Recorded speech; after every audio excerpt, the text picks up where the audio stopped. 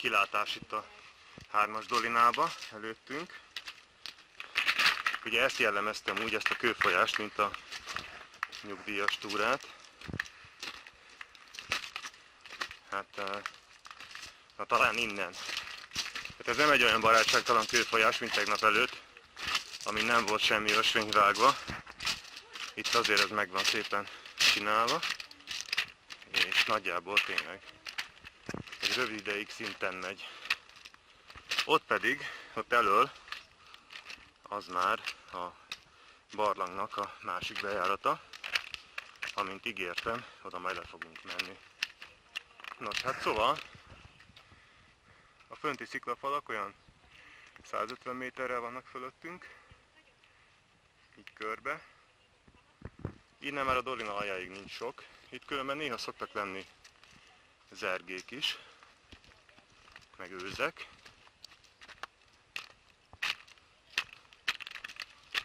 Az pedig a Tulokdigádor, az a másik, sokkal kevésbé szívderítőbb látványú kőfolyás, és sajnos azon kell majd kikapaszkodni. Na de az még hátra van, ugyanis. Na hát most tényleg látunk is kecskét talán, ha minden igaz.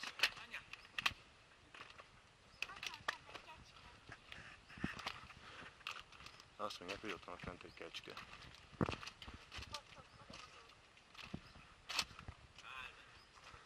Na jó, hát szóval elment. De ezek szerint tényleg akkor vannak zergék. És ugye ott tettem megszakítva, hogy ott a barlangszáj, mindjárt oda is érünk. Most ide értünk. Itt a barlang másik bejárata. Természetesen az elmaradhatatlan tiltótáblával, illetve figyelmeztetőtáblával. Mégpedig áradásveszélyre figyelmeztet.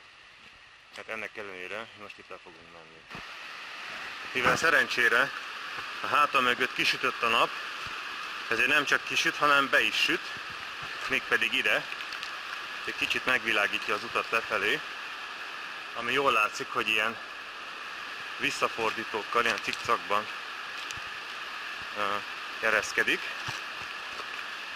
Egy-két farönk is be van ide csúszva, de itt ténylegesen semmilyen nehézség nincs, legalábbis egyenlőre.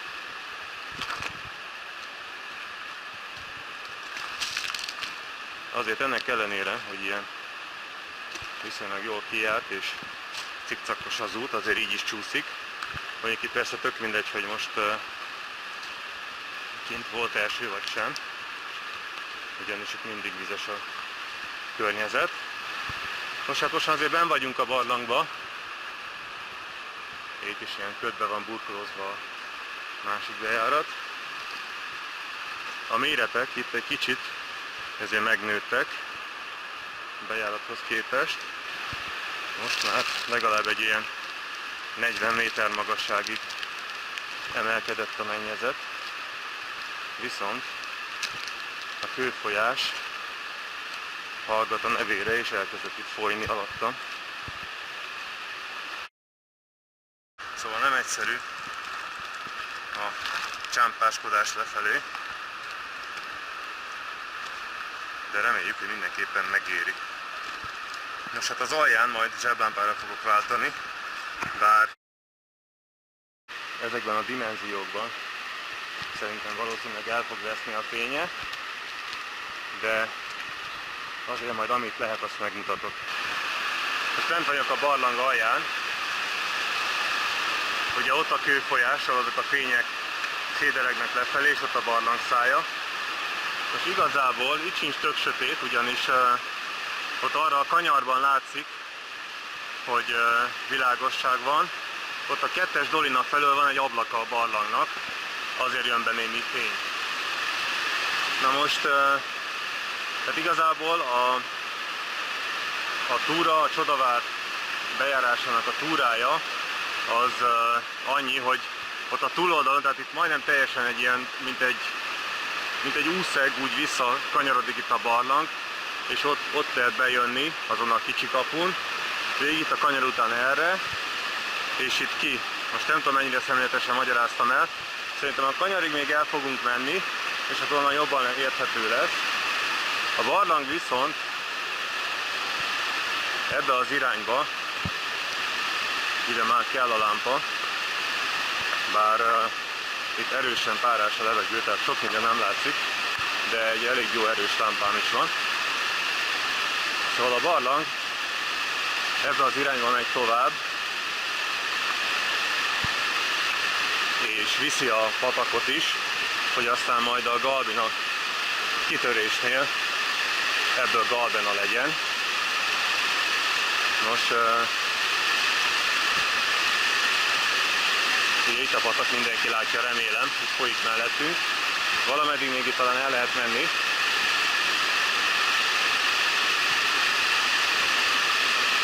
Habár innentől már igazán a víz az teljesen faltól falig ért, főleg van a szűkületnél, tehát innen már szárazlábbal semmiképpen nem lehet tovább menni. Viszont itt még a barlang megy kilométereken keresztül, és azt hiszem egy szifonban záródik, ahonnan még nem jutottak tovább, és aztán majd a galbenánál jön ki, mint azt már említettem. Ugye a méretek azok kolosszálisak, mindenhol, nem is tudom, 40-50 méter magas a barlang. A szélessége is itt ugyanitt már összeszűkül, de ott arrafele még azért 20-30 méter biztosan megvan. Szóval mégsem megyünk el a kanyarig, ugyanis amikor alacsony a vízállás, akkor csak ott a faltövében szokott folyni a folyó, és itt nincs víz, de most a barlang egész terjedelmében folyik a víz, tehát gumicsizma igazából nem mély a víz, tehát itt olyan 20-25 centi, de a bakancsba azért befolyik, szóval gumicsizmában talán járható lenne, vagy hát nagy ügyességgel ilyen körről körre ugrálva így is talán, de nem ér annyit az egész, tehát igazából a kanyar után különben a barlang fokozatosan azért ugye elkeskenyedik és le is alacsonyodik egészen a másik bejáratig. Tehát ennyit látnánk. Egyébként pedig itt szinte nem is látszik a mennyezet, itt majd van 60-70 méter. De cseppkőalakzatok nincsenek sehol, tehát ugye a barlang az nincs kidíszítve, itt csak a méretek ilyen imponálóak. Újra kinn a barlangból, és következik a Csodavár bejárásának legkevésbé várt és áhított része, a Tulokdi-Gádor. Hát, ez egy szuszra nem biztos, hogy menni fog, mert itt az elején még nem annyira, de később azért piszakul komoly lesz. Na, már jöttünk egy kicsit, barlangszáj alattunk, itt kicsit jobban látszanak a dimenziók, így körbe. És jön a Via Ferratás része a Tulokdi-Gádornak. Itt egyszer egy csapat román jött szembe, de körülbelül úgy, mint a piroklasszikus felhő, ami elpusztította Pompejt. Tehát itt a sziklák meg minden így záporzott lefelé, ezen a meredeken. Úgyhogy nekem is a fülem mellett süvítette legyen öklömnyi kő.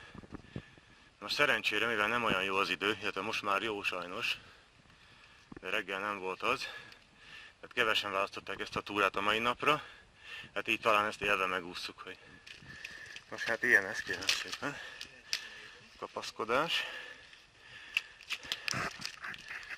és még továbbra is láncokon.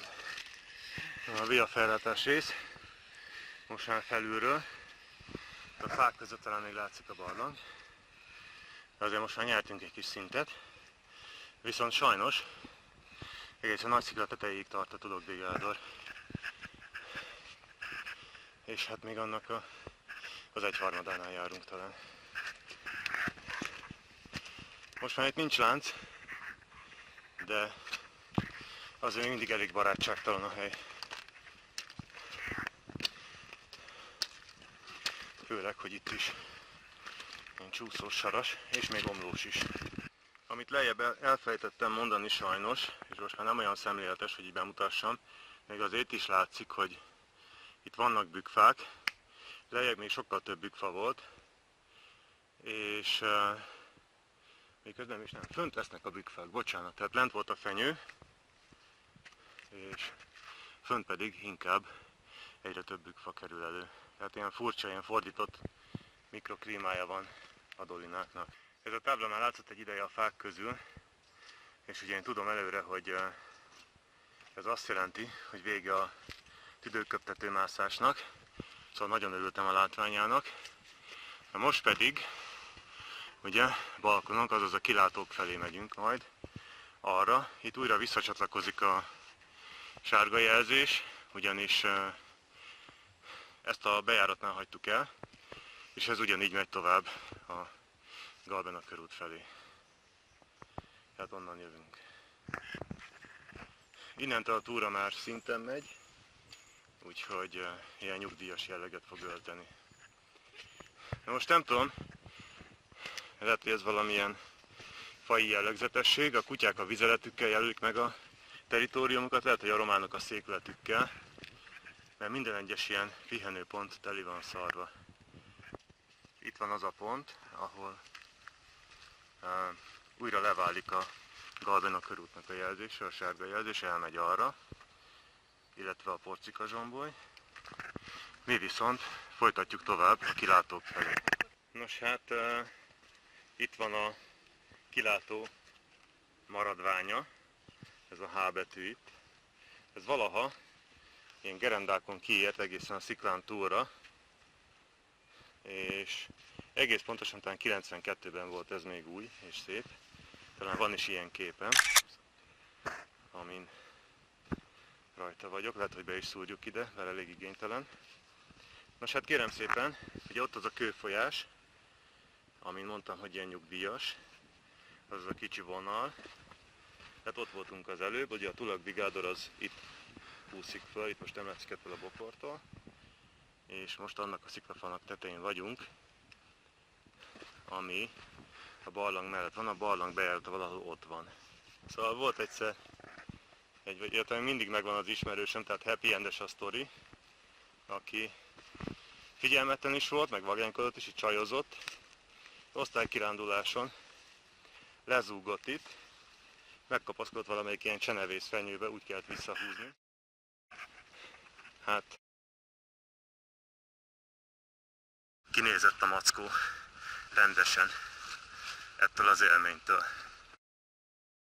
Közben itt a következő kilátónak a maradványa. Ugye ennyi maradt az egyik gerendából, annyi a másikból, a felépítményből meg semmi nyilván. Nos hát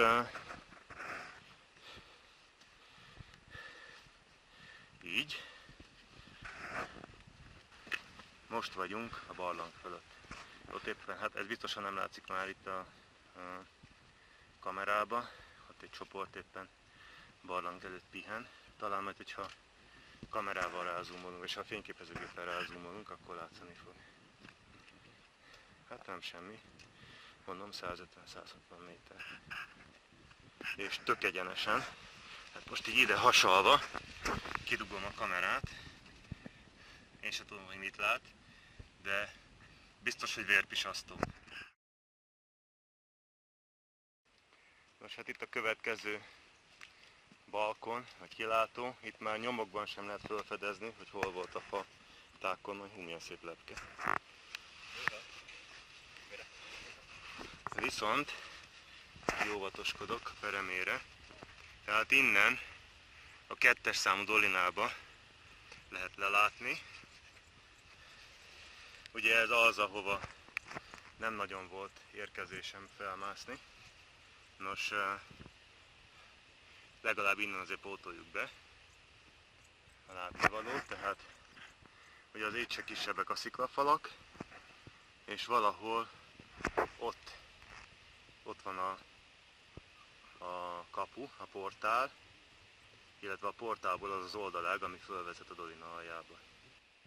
Most talán ebből a szögből jobban látszik, ugye ott van lent az ami a portálból, ugye a portál azon a falon van, itt a gerinc után van, és akkor onnan lehet lentről bejönni ide a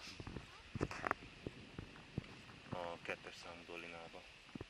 És itt van ez az ablak, ami a barlangnak az ablaka, ettől volt világosság ott a kanyarban, hogyha emlékeznek.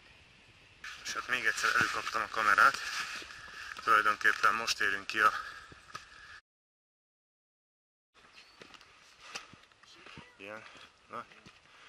egy ilyen traktorútra, és megyünk visszafele, a Glavai kanton felé.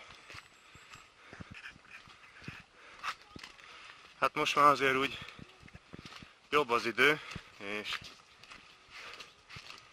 kényelmesebb turisták is felébredtek, úgyhogy most már egy eléggé nagy a forgalom, de hát az első túrát már legalábbis az érdemi részét befejeztük, most jönni fog az ebédszünet, és aztán tartsanak velünk a mai második túrára is.